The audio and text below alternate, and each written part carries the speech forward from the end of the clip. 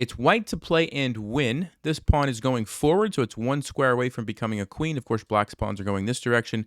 Before I say anything else, what do you think the winning move is for white? There's only one correct move.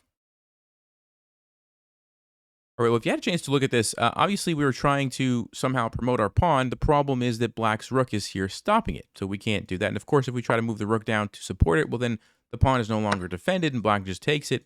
We're probably going to lose. So a lot of you might have been tempted to say king to e5, trying to bring the king forward, attack the rook, and maybe sneak around the side like this and support the pawn. Now, it seems like a good plan, but it's the wrong move. Okay, the correct move is actually capturing the pawn with your rook, and we're going to come back and talk about why that's the correct move in just a second. But first of all, for those of you who said king to e5, you are attacking the rook, but black is going to simply play rook to f5 check. And if you just go back, you didn't really accomplish anything, and your king is boxed out.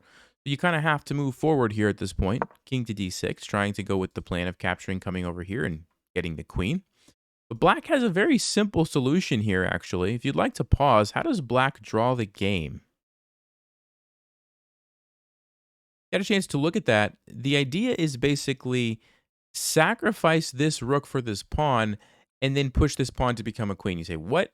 So the move is e5. e5. And black is going to say, go ahead, do your plan, take my pawn, get ready to come here. I don't care. In fact, black can even just sacrifice the rook right now, forcing you to take it because this is pinned, right? And then they're going to push their pawn. And it turns out that because white's king is so far away, you can't actually stop this pawn. You have to sacrifice your rook for it, and it's just a draw. So, for example, you could try to chase it down. Sorry, it's black's turn. You could try to chase it down. Notice you're just not going to make it, right? And even if you try to use your rook, well, black's king is going to come up and support it, and your king is not in time. You needed your king to be like here so that you could stop this, or at least close enough that you could take it or something, but you can't. You're one move too far away, and then black gets the queen, and you have to just trade it, okay? You can play around with that if you would like. There's no way to actually win going back to this position here after black sacrifices the rook, okay? So this is kind of an important king and pawn and rook endgame principle. If they have a pawn that's supported by their king, even if you have a rook, it doesn't mean you're going to win unless your king is in a position to help stop that pawn. And in this case, the king is too far gone, okay? So that is why king to e5 doesn't help you, because of that little idea of check, pushing this pawn right away, and then just sacrificing whenever they want. Essentially, they're going to be able to get a draw, okay? So the winning move, like I mentioned, was rook takes d7. Now, that's great. We got a pawn, but we still have the problem of this guy can't really move, and now black plays rook to f5, completely cuts off our king because it's supported by the pawn here, and it doesn't really look great for us. White to play and win. What should we play here? If you had a chance to look at that, the winning move here is rook to d4 check. Now, this is interesting because you might have been tempted to say rook c7 check, thinking, okay, we have opposition here. Why not force the king away, and then maybe something can happen for us, right? Well, it turns out this just doesn't really do anything. Black just moves their king. And what are you going to do? I mean, it doesn't really help you. You could check again, then they're going to come here. But you can't make progress in that situation. Okay.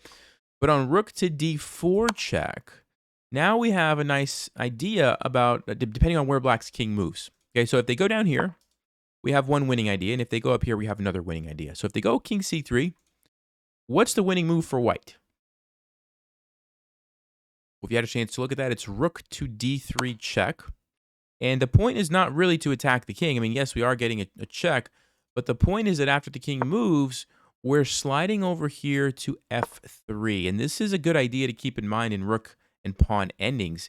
If you can ever get your rook behind a passed pawn, that's usually the best place for the rook, because as you can see here, not only does it defend the pawn, if black were to try to take it, we would just take their rook, but it's also threatening the queening square. See, before when we had the rook here, it was defending the pawn, but it wasn't defending the queening square, and that was a problem for us. Whenever the rook is behind a passed pawn, it does everything all at once, right? On top of that, you even get the bonus now that you're attacking this rook that black was using to stop it. You're going to force a trade or something if black doesn't do anything about it. And of course, if they take you, the pawn is so far that black can't stop it. And if they move away, well, you're also going to, get the queen. And so you basically just won the game. So that's the idea. Okay, rook to d4 check. If they come down here, you're going to do this little trick inside over here. But you say, Nelson, they don't have to do that. They're probably going to go to c5 instead. If they go to c5, you still have a winning idea. White to play and win. You had a chance to look at that. This is the really nice moment in the puzzle. Rook to d5 check. And yes, that rook can be captured both ways. And it doesn't even matter because if they take you with the pawn, notice the pawn no longer defends the rook. And now we can grab the rook. And again, we're going to get the queen first. Black's pawn obviously is way too far.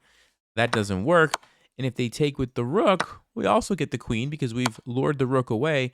And even though they have the pawn, they're not going to be able to hold on. As an example, you can go queen e7 attacking here. You could try to defend, then you simply come up, you're attacking the rook. They have to move the rook, and then you grab the pawn. This is a winning endgame. We've talked about this before. It's not easy, but it is a win. So just to recap here, this rook to d5 check move is brilliant, right? Because you're forcing either a trade, if they don't want to take you, you're forcing a trade, which is going to lead to the win. Or, like we just mentioned, you're kind of luring the rook away, and you're going to be getting the queen that way. So it was kind of a similar idea, actually, as when you came down here and over.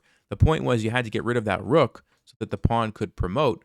But this way was very nice because it was, you know, a beautiful sacrifice that I think most people wouldn't even think about. So congratulations if you saw all of those lines. I know some people have said that the puzzles have gotten too easy. So I wanted to bring back a slightly more difficult one. And I actually have a couple coming that are very difficult. So don't worry, you are going to get your chance to solve some difficult ones. But anyway, I hope you guys enjoyed that, and I'll see you next time. Thanks for watching. Stay sharp, play smart, and take care.